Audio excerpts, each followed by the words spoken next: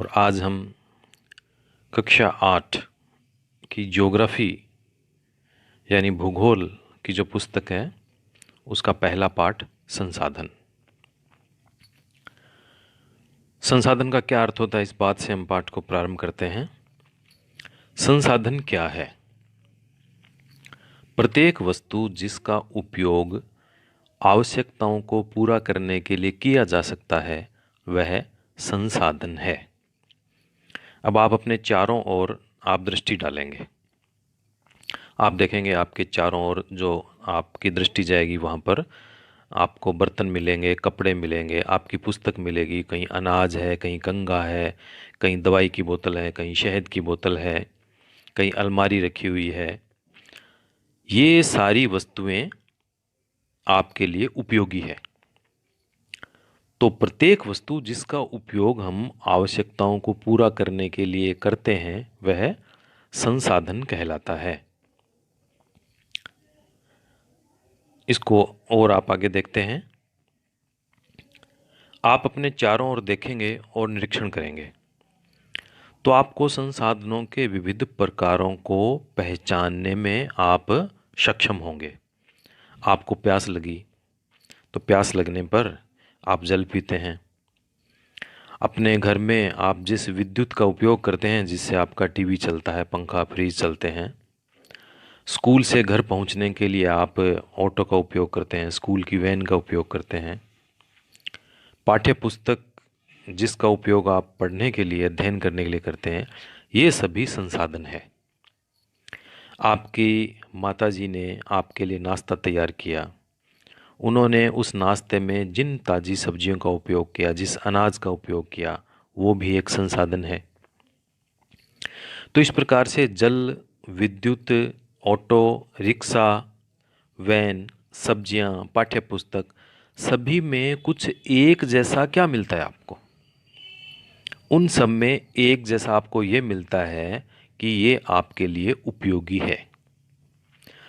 तो एक वस्तु अथवा पदार्थ की उपयोगिता अथवा प्रयोज्यता, प्रयोज्यता का मतलब होता है जिसका हम प्रयोग कर सकते हैं। तो एक वस्तु की उपयोगिता अथवा उसकी प्रयोज्यता उसे एक संसाधन बना देती है। जल है, विद्युत है, रिक्शा, सब्जी, पाठ्यपुस्तक, सब का हम उपयोग करते हैं, इसलिए ये सभी हमारे लिए संसाधन है। अब कोई भी वस्तु संसाधन कैसे बनती है? वस्तुएं उस समय संसाधन बनती है जब उनका कोई मूल्य होता है। इसका प्रयोग अथवा उपयोगिता ही उसे मूल्य प्रदान करते हैं। सभी संसाधन मूल्यवान होते हैं और मूल्य का अर्थ होता है उसका महत्व। एक आपके सामने छोटा सा उदाहरण रख रहा हूं। जब पेट्रोलियम की खोज नहीं हुई, लोगों को पेट्रोल के बारे में जानकारी नहीं थी, तो उस समय पेट्रोल धरती के अंदर था लेकिन जानकारी नहीं थी, उसका उपयोग नहीं था, तो वो हमारे लिए संसाधन नहीं था। और जब पेट्रोल की खोज हो गई, उसकी उपयोगिता हो गई, हम उसको काम में लेने लगे, तो पेट्रोल एक संसाधन बन गया। उदाहरण के लिए धातुओं का आर्थिक मूल्य होता है, यानी धातुओं की हम जो तुलना है उसको जो बदलने का धन के रूप में हम उसको कन्वर्ट कर सकते हैं धातु को। लेकिन कहीं एक सुंदर मनोरम दृश्य है, कहीं हरियाली का दृश्य है, कहीं पहाड़ है, कहीं झरना, नदी का दृश्य है, उसका आर्थिक मूल्य नहीं होता, परंतु दोनों ये संसाधन महत्वपूर्ण है और मनुष्य की आवश्यकताओं को पूरा करते हैं। कुछ संसाधन समय के साथ आर्थिक रूप से मूल्यवान हो सकते हैं। जैसे आपकी दादी जी के पास कोई घरेलू नुस्खा है, उसका कोई वाणिज्यिक मूल्य नहीं है, हम उससे उस नुस्खे से कोई धन नहीं कमाया जा सकता। लेकिन यदि वे पेटेंट करने के उपरांत किसी मेडिकल फर्म के द्वारा बेचे जाते हैं तब वे आर्थिक रूप से मूल्यवान हो जाते हैं। अब पेटेंट क्या होता है? पेटेंट का तात्पर्य किसी विचार अथवा आविष्कार पर एकमात्र अधिकार से है। विचार पे भी पेटेंट होता है। बहुत से जो लेखक अपनी पुस्तक लिखते हैं तो उन पुस्तकों के ऊपर भी उनका पेटेंट होता है। पेटेंट का मतलब है कि उसका उपयोग वो ही करेंगे, और यदि कोई उसका उपयोग करेगा तो उनसे वो पूछेगा या उनको कुछ न कुछ धनराशि देकर वो उसका उपयोग कर सकता है। आगे देखते हैं। एक शब्द आएगा इसमें, प्रौद्योगिकी, जिसका अर्थ है किसी कौशल करने अथवा वस्तु बनाने में नवीनतम ज्ञान का अनुप्रयोग प्रौद्योगिकी है। अब जैसे अध्यापक कक्षा में पढ़ाते हैं और एक सामान्य रूप से ब्लैक बोर्ड लगा हुआ है, उस ब्लैक बोर्ड पे और चाक की सहायता से आपको पढ़ा रहे हैं वो, और वही अध्यापक कुछ दिनों के बाद में आपको एक प्रोजेक्टर पर पढ़ाते हैं। तो ये जो प्रोजेक्टर का उन्होंने उपयोग किया है वो प्रौद्योगिकी है। तो समय और प्रौद्योगिकी दो महत्वपूर्ण कारक है जो पदार्थों को संसाधन में परिवर्तित कर सकते हैं। दोनों ही लोगों की आवश्यकताओं से संबंधित है। लोग स्वयं ही सबसे महत्वपूर्ण संसाधन है। लोग स्वयं यानी मानव सबसे महत्वपूर्ण संसाधन है। ये लोगों के विचार, ज्ञान, आविष्कार और खोज ही है जो और अधिक संसाधनों की रचना करते हैं। प्रत्येक खोज अथवा आविष्कार से बहुत से अन्य खोज एवं आविष्कार होते हैं। आग की जब खोज हुई, अग्नि की जब खोज हुई, तो उसके बाद में खाना पकाने की पद्धति प्रारंभ हो गई, अन्य प्रक्रियाओं का प्रचलन हुआ। जब पहिए का आविष्कार हुआ तो फिर परिवहन के कितने साधनों का विकास हुआ, परिवहन की नवीनतम विधियों का विकास हुआ। जल विद्युत बनाने की प्रौद्योगिकी ने तेजी से बहते हुए जल से ऊर्जा उत्पन्न करके उसे एक अत्यंत महत्वपूर्ण संसाधन बना दिया। अब संसाधनों के प्रकार। संसाधनों को हम मोटे रूप में दो प्रकारों में हम संसाधनों को बांटते हैं। पहला होता है मानव निर्मित और प्राकृतिक संसाधन। पहले हम प्राकृतिक संसाधन की बात करेंगे, उसके बाद में मानव निर्मित संसाधन की बात करेंगे। प्राकृतिक संसाधन वे संसाधन हैं जो हमें प्रकृति से प्राप्त होते हैं। प्रकृति यानी हमारे आसपास जो वातावरण है, जो पर्यावरण है, धरती, आसमान, जंगल, नदी, ये सारे के सारे इनको किसी ने बनाया नहीं है, ये अपने आप ही बने हुए थे। तो जो अपने आप ही बने हुए हैं, जिनको मनुष्य ने नहीं बनाया हुआ है, ऐसे संसाधन प्राकृतिक संसाधन कहलाते हैं। ये हमें प्रकृति से प्राप्त होते हैं, नेचर से प्राप्त होते हैं और अधिक संशोधन के बिना उपयोग में लाए जा सकते हैं। तो प्राकृतिक संसाधन उनको कहेंगे जो संसाधन प्रकृति से प्राप्त होते हैं और अधिक संशोधन के बिना उपयोग में लाए जाते हैं, प्राकृतिक संसाधन कहलाएंगे। अब जैसे वायु जिसमें हम सांस लेते हैं, तो हम उसका कोई संशोधन नहीं कर रहे हैं, जैसी वायु है उसी में हम श्वास ले रहे हैं। हमारी नदियों, झीलों का जल, मृदा, खनिज सभी प्राकृतिक संसाधन हैं। इन संसाधनों में से बहुत से प्रकृति के निःशुल्क उपहार है और सीधे ही उपयोग में लाए जा सकते हैं। कुछ परिस्थितियों में प्राकृतिक संसाधन का सबसे अच्छी तरह उपयोग करने के लिए औजार और प्रौद्योगिकी की आवश्यकता हो सकती है। प्राकृतिक संसाधनों को भी विस्तृत रूप से हम नवीकरणीय और अनवीकरणीय संसाधनों में विभाजित कर सकते हैं।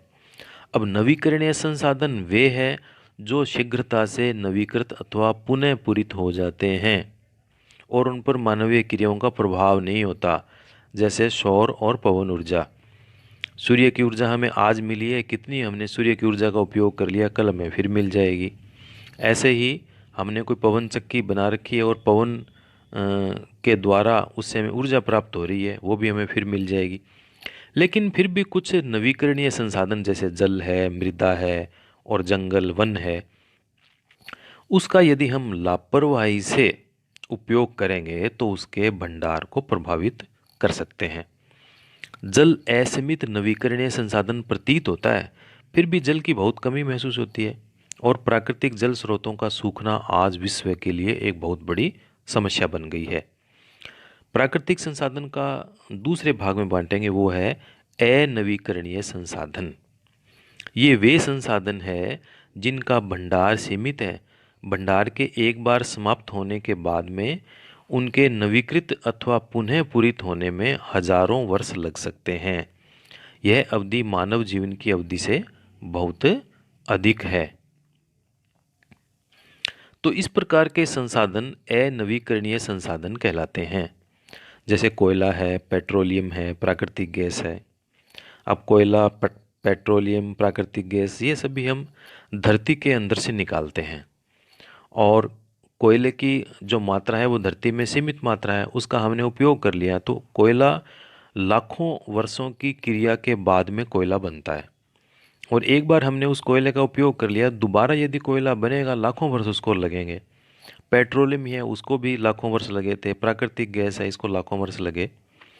तो ऐसे संसाधन जिनका हम उपयोग कर लेते हैं तो वो समाप्त हो जाता है, उसके बाद में पुनः वो बन नहीं सकता। जितनी मात्रा है उसका हम उपयोग कर सकते हैं। तो ऐसे संसाधनों को अनवीकरणीय संसाधन कहते हैं। प्राकृतिक संसाधनों का वितरण भूभाग, जलवायु, ऊंचाई जैसे अनेक भौतिक कारकों पर निर्भर करता है। पृथ्वी पर इन कारकों में विभिन्नता होने के कारण संसाधनों का वितरण भी असमान पाया जाता है। इसके बाद में है मानव निर्मित संसाधन। कभी कभी प्राकृतिक पदार्थ तब संसाधन बन जाते हैं जब उनका मूल रूप बदल दिया जाता है। लौह अयस्क उस समय तक संसाधन नहीं था जब तक लोगों ने उससे लोहा बनाना सीखा नहीं था। लोग प्राकृतिक संसाधनों का उपयोग पुल, सड़क, मशीन और वाहन बनाने में करते हैं, जो मानव निर्मित संसाधन के नाम से जाने जाते हैं। प्रौद्योगिकी या तकनीक भी एक मानव निर्मित संसाधन है। इसलिए हम जैसे लोग प्राकृतिक संसाधनों का उपयोग करके मानव निर्मित संसाधन बनाते हैं। कुछ इसकी शब्दावली हम देखते हैं।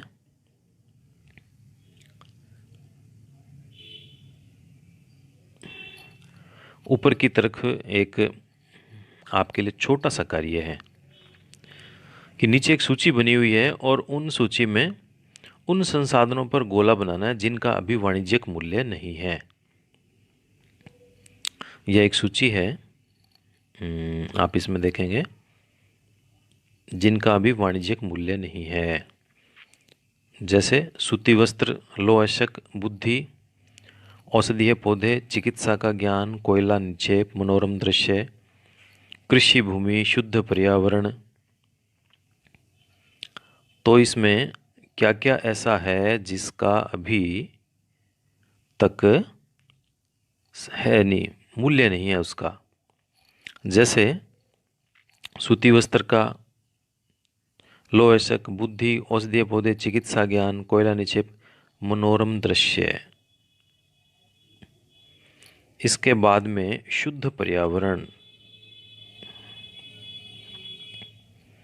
इसके बाद में हम देखेंगे तो आएगा सुहावना मौसम, एक अच्छी संगीत की ध्वनि, दादी माँ के घरेलू नुस्खे, मित्रों और परिवारों में स्नेह।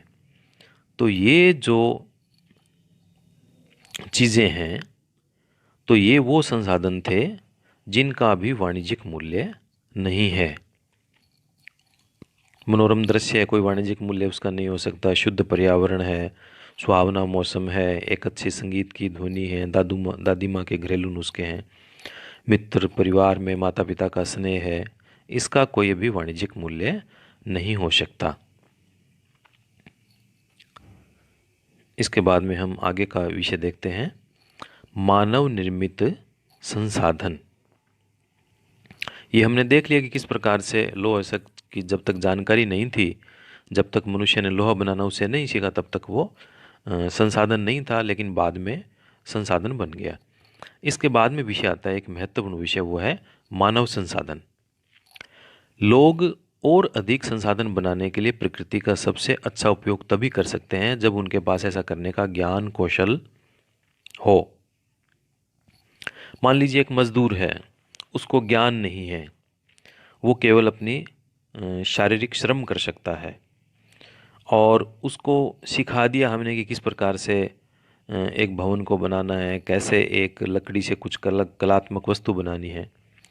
तो ये हमने उसको जब बता दिया, तो उसको हमने ज्ञान दे दिया, उसमें कौशल पैदा कर दिया, तो वो एक उसकी संसाधन की, उसका मूल्य, उसका महत्व बढ़ गया।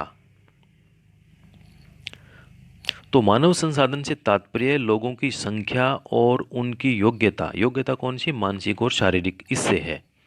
यद्यपि मानव को संसाधन मानने के संदर्भ में लोगों में मतभेद है, इतना होते हुए भी इस तथ्य से हम इनकार नहीं कर सकते कि मूलतः मनुष्य की कुशलताएं ही भौतिक पदार्थों को मूल्यवान संसाधन बनाने में सहायता करती है।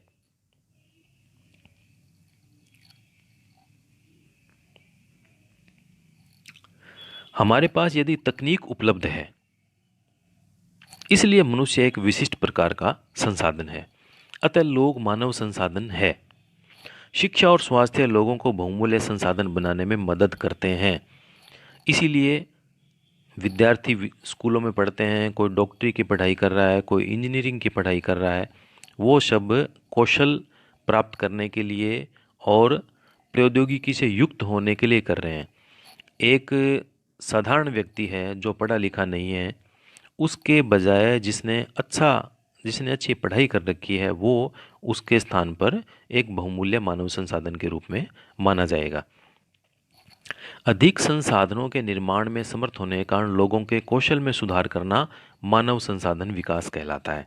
लोगों के कौशल में सुधार करना, एक जैसे पहले आपको उदाहरण दिया, एक साधारण व्यक्ति है, मजदूर है, उसको हमने सिखा दिया कि कैसे भवन का निर्माण करना है, कैसे लकड़ी से कोई कलात्मक वस्तु बनानी है, तो ये उसको कौशल सिखा दिया हमने, उसके कौशल में सुधार कर दिया, तो वो मानव संसाधन का विकास करना कहलाएगा।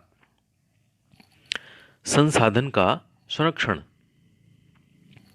संसाधन का संरक्षण का मतलब है कि किस प्रकार से हम उसका उपयोग इस प्रकार से करें कि उस संसाधन को हम ज़्यादा उसको नुकसान नहीं पहुंचाएं। तो संसाधनों का सतर्कता पूर्वक उपयोग करना और उन्हें नवीकरण के लिए समय देना संसाधन का संरक्षण कहलाता है। जैसे पानी, अब पानी का हम उपयोग कर रहे हैं, उतना ही उपयोग कर रहे हैं जितनी हमें आवश्यकता है। पानी को हम व्यर्थ में बेकार नहीं बहा रहे हैं, जितनी ज़रूरत है उतना हम उपयोग कर रहे हैं। तो ऐसा करने से क्या होगा कि उसको नवीकरण के लिए उसको समय मिलता रहेगा, हम उसका बहुत ज़्यादा उपयोग नहीं कर रहे हैं। तो सावधानी पूर्वक, सतर्कता पूर्वक किसी भी संसाधन का उपयोग करना उस संसाधन का संरक्षण कहलाएगा। हम पेट्रोलियम का उपयोग अनावश्यक रूप से नहीं कर रहे हैं, ज़रूरत के अनुसार ही कर रहे हैं, तो पेट्रोलियम का वो संरक्षण कहलाएगा। संसाधनों का उपयोग करने की आवश्यकता और भविष्य के लिए उनके संरक्षण में संतुलन बना के रखना, उपयोग करने की आवश्यकता और भविष्य के लिए उसके संरक्षण में संतुलन बना के रखना, यह कहलाता है सतत पोषणीय विकास। अब सतत पोषणीय विकास को थोड़ा और ठीक तरीके से समझते हैं, यानी संसाधन का हम इतनी सावधानी से उपयोग करें ताकि हमारी जो वर्तमान पीढ़ी है उसके तो वो संसाधन काम में आए, अपितु आगे आने वाली पीढ़ी की आवश्यकता भी पूरी होती रहे।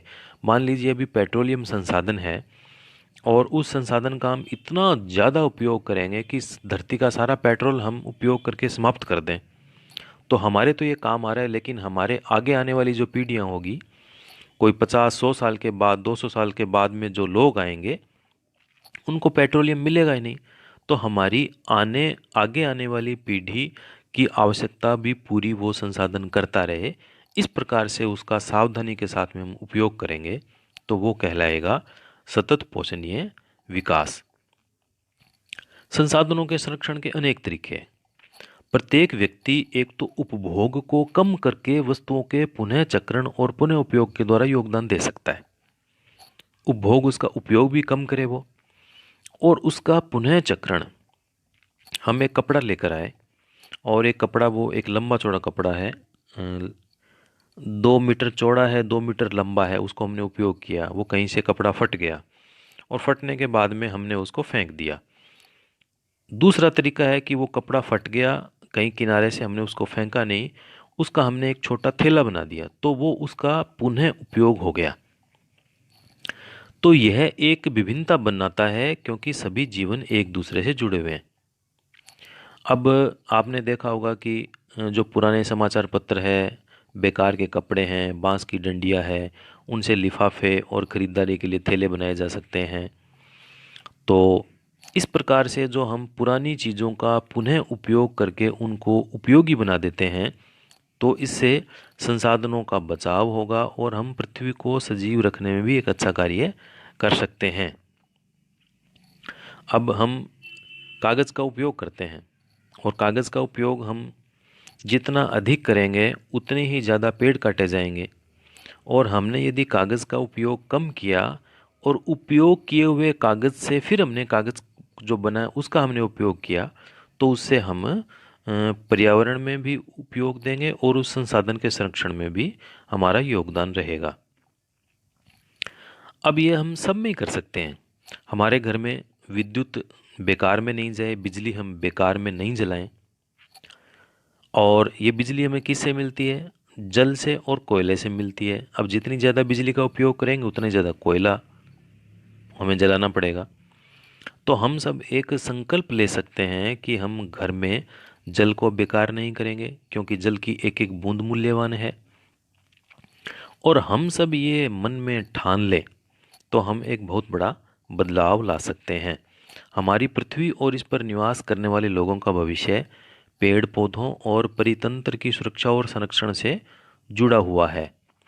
अतः यह सुनिश्चित करना हमारा कर्तव्य हो जाता है कि सभी नवीकरणीय संसाधनों के उपयोग सतत पोषणीय है। पृथ्वी पर जीवन की विविधता संरक्षित होनी चाहिए। प्राकृतिक पर्यावरण तंत्र की हानि को कम से कम करना चाहिए। अब सतत पोषणीय विकास के कुछ सिद्धांत। जीवन के सभी रूपों का आदर करना और देखभाल करना, मानव जीवन की गुणवत्ता को बढ़ाना, पृथ्वी की जीवन शक्ति और विविधता का संरक्षण करना, प्राकृतिक संसाधनों के ह्रास उसकी कमी को कम से कम करना, पर्यावरण के प्रति व्यक्तिगत व्यवहार और अभ्यास में परिवर्तन करें, और समुदाय जो कम्युनिटी है उसको हम अपने पर्यावरण की देखभाल करने योग्य हम बनाएं। यानी समुदाय भी जब सबके ये मन में आ जाएगा कि हमें पर्यावरण की देखभाल करनी चाहिए, इस प्रकार की उनकी सोच बने, तो हम पर्यावरण को और अच्छे तरीके से उसकी देखभाल हम कर सकते हैं। तो ये संसाधन का इसका कक्षा 8 का पहला चैप्टर आपने ध्यान से इसको पढ़ा है और आपने इसमें से बहुत कुछ सीखा है। बहुत ही उपयोगी ये चैप्टर है। और इसका जो नेक्स्ट वीडियो आएगा उसमें हम इसके जो प्रश्नोत्तर है उस प्रश्नोत्तर के बारे में हम पूरी विस्तार से हम चर्चा करें।